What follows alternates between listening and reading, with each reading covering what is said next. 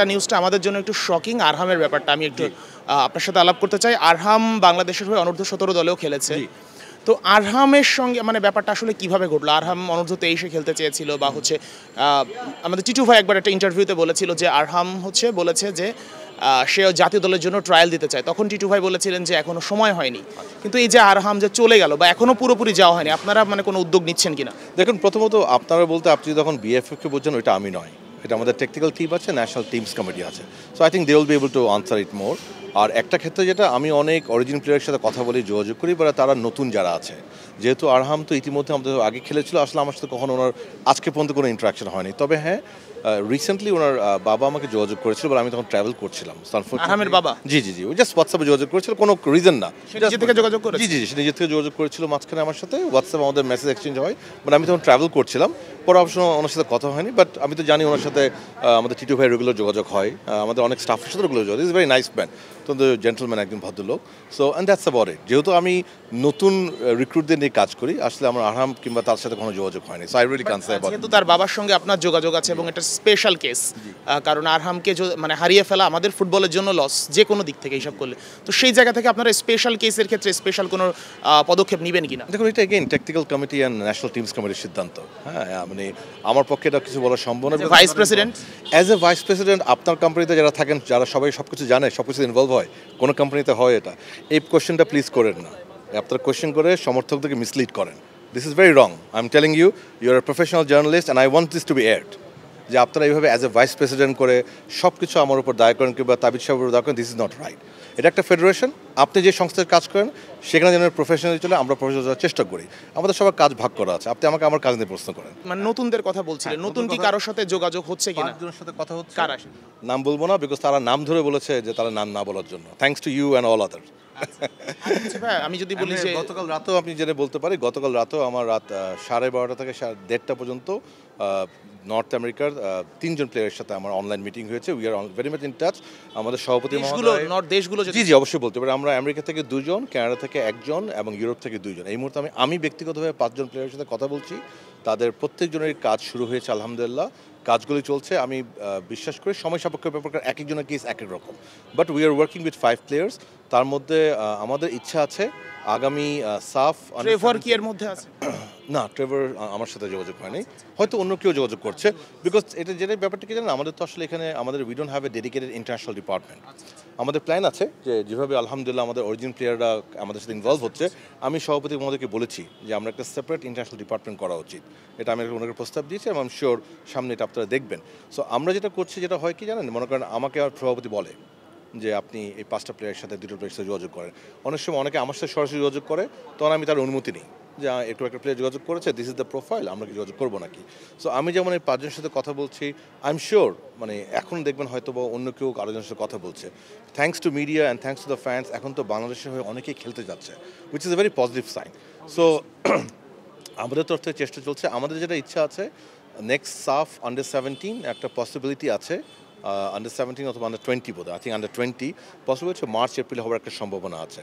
So আমরা ওইটাকে মাথায় রেখে চাচ্ছি অ্যাটলিস্ট যেন 3 থেকে 4 জন অরিজিনাল প্লেয়ার ওই পার্টিকুলার টুর্নামেন্টে চান্স পায়। সো দোয়া করবেন যেন আমরা করতে পারি ইনশাল্লাহ। জি প্লিজ। সেটা হচ্ছে একটা মানে সোশ্যাল মিডিয়াতে আমি দেখেছি, মানে স্পেসিফিক কারো কাছে আমি শুনিনি, যে বিভিন্ন জায়গায় দেখি যে সাইফ কেরাওয়ালা গোলকিপার, যে তার সিভি নাকি বাফুফেতে পড়ে আছে। আলটিমেটলি এটা সত্য কিনা যদি একটু বলতেন। আচ্ছা, সাইফ উনি কি গোলরক্ষক? উনি কোন লিগে খেলেন? সম্ভবত ইউএসএ তে কোনো একটা লিগে। মানে কি প্রফেশনাল লিগ নাকি ডেভেলপমেন্ট লিগ?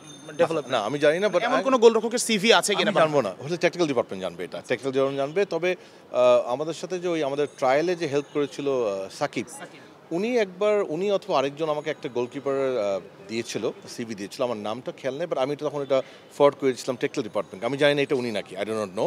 বাট যেটা হয় কি ভাইয়া, আপনার আমাদের টেকনিক্যাল ডিপার্টমেন্টে কিন্তু এরকম অনেক সিভিজ আসে। অনেক সময় ফ্যামিলিরা সরাসরি দেন, অনেক সময় প্লেয়াররা সরাসরি আসেন, অনেক সময় এজেন্টের মাধ্যমে আসেন দেশ এবং বিদেশে, আবার অনেক সময় যেমন আমরা খোঁজ পেয়ে আমরা নিজেরা যোগাযোগ করি। সো আমার এক্স্যাক্টলি জানা নেই, তবে যদি থাকে আমি বিশ্বাস করবো যে তারা ডেফিনেটলি কাজটা করবেন। ডেফিনেটলি। ফাহাদ ভাই, এই যে ব্যাপারটা, আমরা যে ব্যানারটার সামনে দাঁড়িয়ে আছি, নিশ্চয়ই সামাজিক মাধ্যমে এটা নিয়ে বেশ আলোচনা হচ্ছিল। আলটিমেটলি আমরা জানতে পারলাম যে বিএসআরএম এর সঙ্গে আপনাদের একটা কন্ট্রাক্ট হয়েছে। কন্ট্রাক্টটা আসলে কেমন, যদি ডিটেইলে একটু? জি ধন্যবাদ।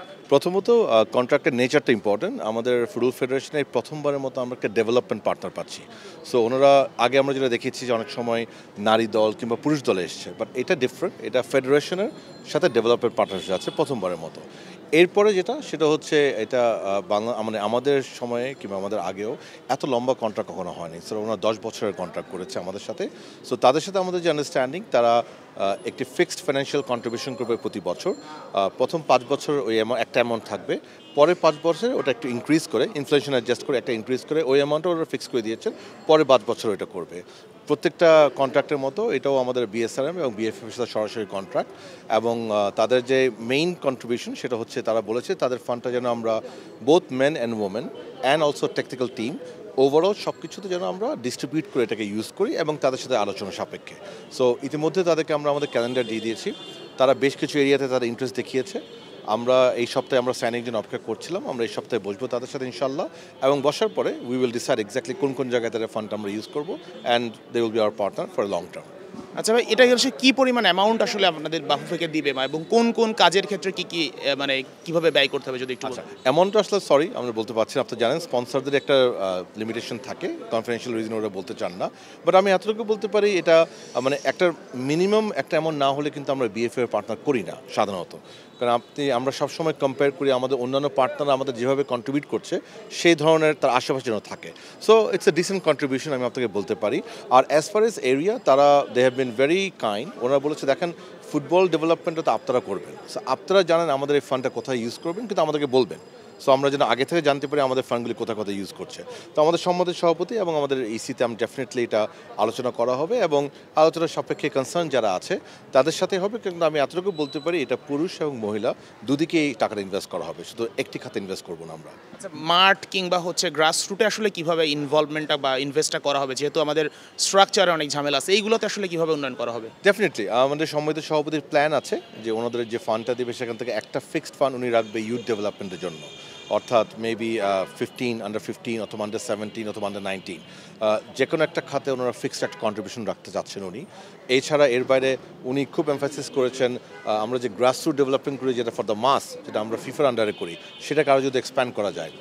এর বাইরে উনি আমাদের যে কোচেস আছে, মানে অর্থাৎ টেকনিক্যাল ডিপার্টমেন্ট যে গ্রোথ, যেটা নেশন ওয়াইড, সেখানে উনি কিছু ফান্ড কন্ট্রিবিউট করতে চায় আমাদের ইউথের জন্য কিংবা নারীদের জন্য, কিংবা এক্সিস্টিং যে লিগগুলি আছে সেখানে যদি আমরা একটু ইমপ্রুভ করতে পারি। সো সভাপতির কিছু প্ল্যান আছে, যেটা আজকে ইনফ্যাক্ট ওনাদের এমডি সাহেবের সাথে আলোচনা করেছে। দে আর অলসো ভেরি পজিটিভ। তারা আমাদের সমাজের সভাপতির উপর আস্থা রাখছে যে আপনারা ফান্ডটা কোথায় ইউজ করবেন এটা আপনাদের ব্যাপার, বিকজ আপনারা এটা ভালো বুঝবেন। বাট অফকোর্স আমরা তাদেরকে জানাবো এবং সেভাবে আমরা কোঅর্ডিনেট করে করবো ইনশাআল্লাহ। থ্যাংক ইউ ফাহাদ ভাই। কথা বলছিলাম ফাহাদ করিমের সঙ্গে। সবচেয়ে যে ইন্টারেস্টিং যে ব্যাপারটা বা ইম্পর্ট্যান্ট যে ব্যাপারটা, যে স্পন্সর এসেছে বাফুফেতে, ঠিক একই সঙ্গে ফুটবলের উন্নয়নে আসলে কতটুকু এগিয়ে যাবে এই স্পন্সর, কিভাবে কাজ করবে, কিংবা ডেভেলপমেন্টের যে প্রসেসগুলো আছে সেগুলো নিয়ে জানাটা সবার জন্য জরুরি। Sheikh Ashiq, Star News, Dhaka.